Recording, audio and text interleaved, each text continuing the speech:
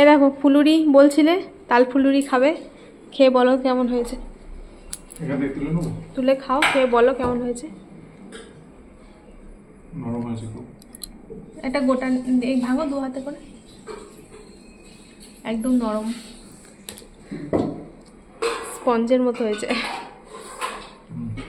খেতে কেমন হয়েছে? ভালো লাগছে? মালপোয়ার মতো লাগছে। মালপোয়ার মতো? সুজি আছে না? হ্যাঁ ভালো হয়েছে, খাও। অনেক দিন থেকে বলছিল তালফুলুরি করার কথা, আমারই করা হচ্ছে। ঠিক আছে, এইগুলোই করলাম, এর থেকে বেশি আর করতে পারবো না, অনেক টাইম লাগে। অনেক হয়েছে সবাইকে।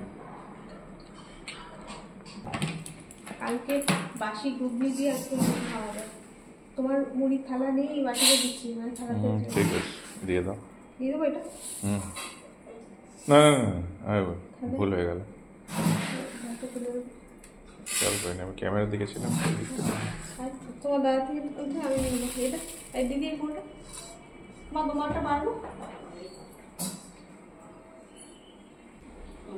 হ্যাঁ এক বাটি দিই,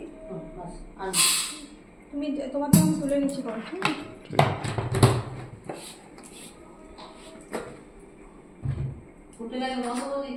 হ্যাঁ বন্ধ করো। আর এই যে আখের গুড় আছে, পটল ভাজা,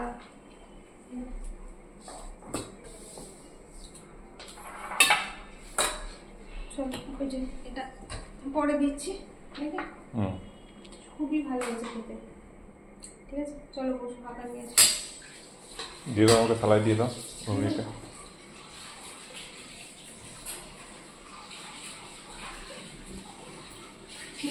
তো রুটি হবে, আটা মাখা একটু আটা মাখলাম আটা।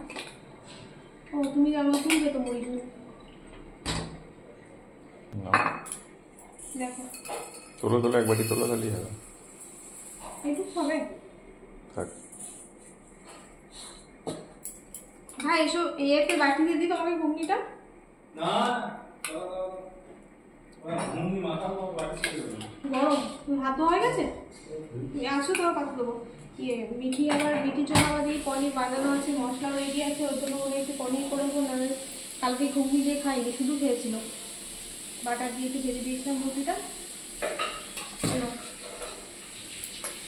পেঁয়াজ কুচি তুমি তো গোটা খাবে সাথে,